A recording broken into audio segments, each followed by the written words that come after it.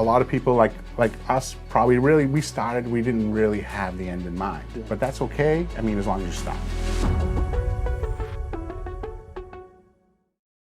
Hey guys, Enis, Whiteacre Properties. Welcome back to another episode.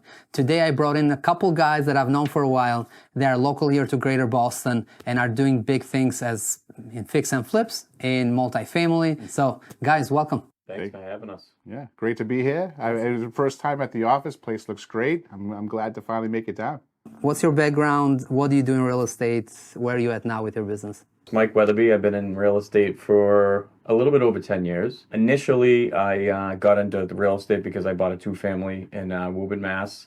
Not intentionally knowing that I was going to kind of, buy the two and kind of keep buying more properties at that point. But I thought it was a good idea to buy one and rent the other one out. And I kind of realized that, if I have my real estate license, then I can, make money on these transactions too. So, trying to put that together. And what happened is that two-family kind of stemmed into a lot more properties. Joining different brokerages, my last brokerage ended up at Cameron Real Estate. And Jay and I actually hooked up over there. We worked for Tom Caffarella, and we worked as acquisition guys and listing agents as well.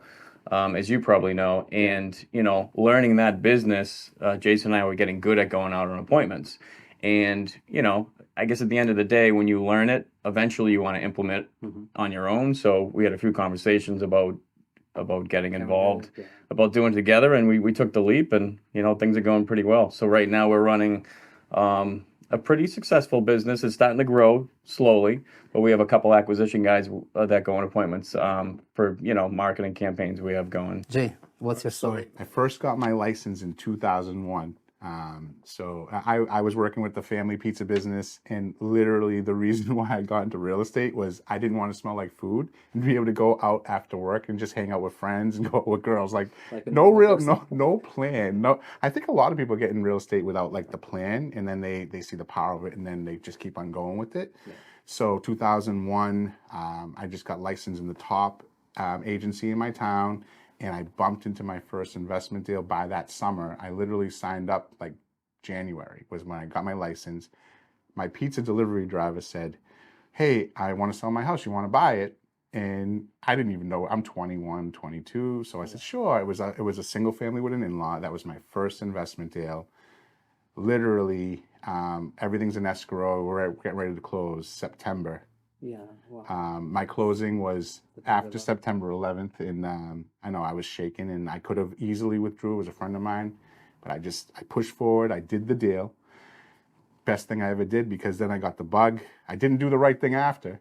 21, I sold that deal, made a lot of money. I bought a Corvette. I went on vacation, but real estate's fun. I mean, I think part of it is, it's fun. Right. And also you can make money. And I just grew from there. I made a lot of mistakes, but many, many years of just figuring it out. And I don't think about 15 years in is when I really started turning it into a business. Yes. So a lot of people actually that follow me and follow you guys and watching, they just struggle getting through that first one, right? Just buying that first one. They were like, well, yeah, you bought your first one in Worcester in 2013. It was so much cheaper there, right? When they probably listened to your story with the two-family, you probably paid a lot less. So that's true. And the two-family was, it was in 2009. My first flip that I did was in 2016. Some people weren't thinking it was, it's already went up for about 4 or 5 years. So, but just like anything, even now, we're still buying now. Yes. And we think it's very important to do so as long as your margins, you're pretty clear on your margins, and your marketing is directly towards, distressed sellers. Yeah. And also that, when you're looking at your comps, they have to be very tight. So, I mean, it's all in the buy. So it's a special skill you have to have really to get in front of those sellers, and you have the right people doing it. Okay, so let's talk about that, because I know some people obviously, following, they want to get a deal, they want to make money on the first one, or they want to try it. How can they find one?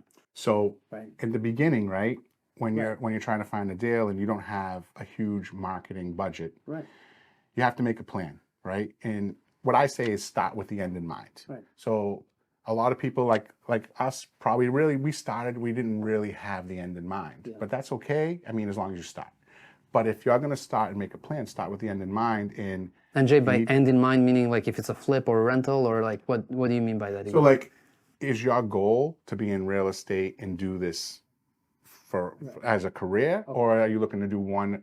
What's your goal? Are you looking to get like, you know, what is the real reason you're getting involved, right? What's the goal? What's the long-term goal? And then bring it down. It's easy to make a long-term goal and then break that down to from a 10-year to a 5-year to a 3-year to like literally what should I be doing today?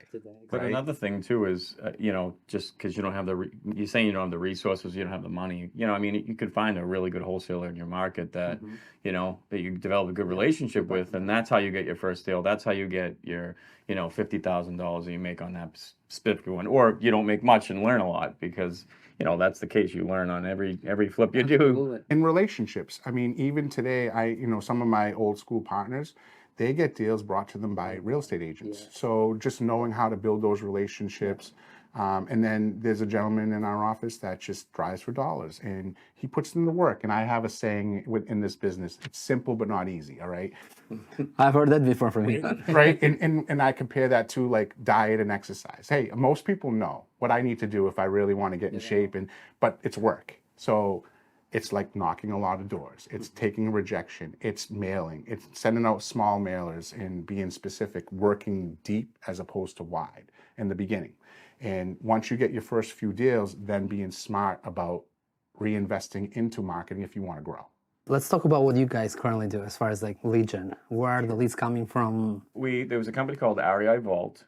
And they had mailing, texting, kind of all in one package. They pulled the list. They did everything. And we're like, wow, this is easy because we had a little bit of money from making some on the retail side, and a couple because I did some flips before, so we had some capital.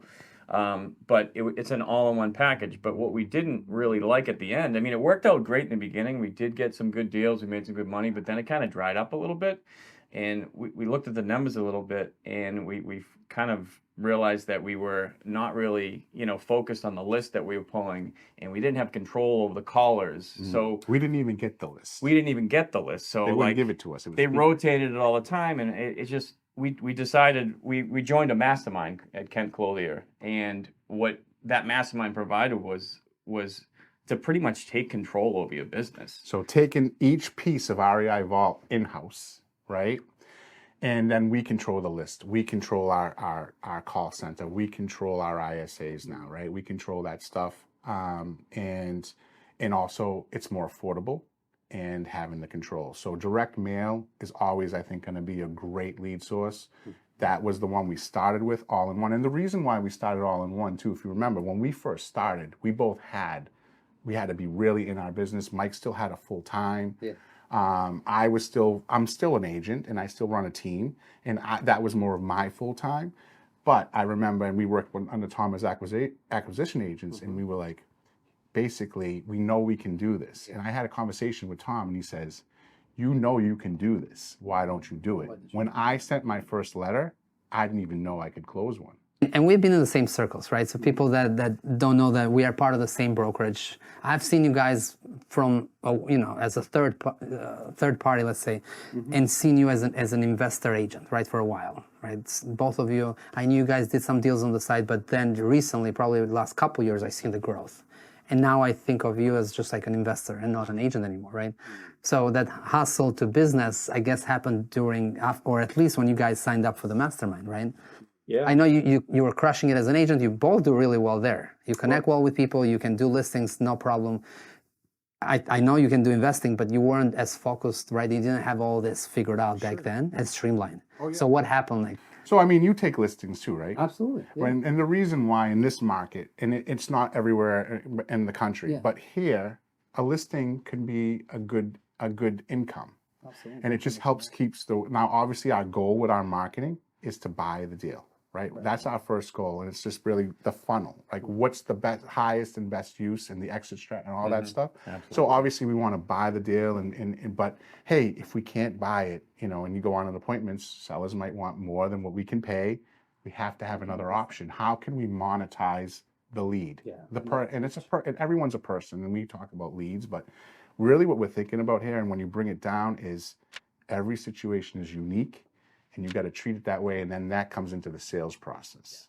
Let's talk numbers a little bit. I mean, we can talk about multifamily, but I'm curious, how are you guys analyzing deals? You know, we don't have to go, Yeah. you know, spreadsheet detailed, but like roughly, you know, what's a good deal on a multifamily side, size, price per door? Like, I don't know how you guys run numbers. Well, it all depends on different kinds of location. Yeah.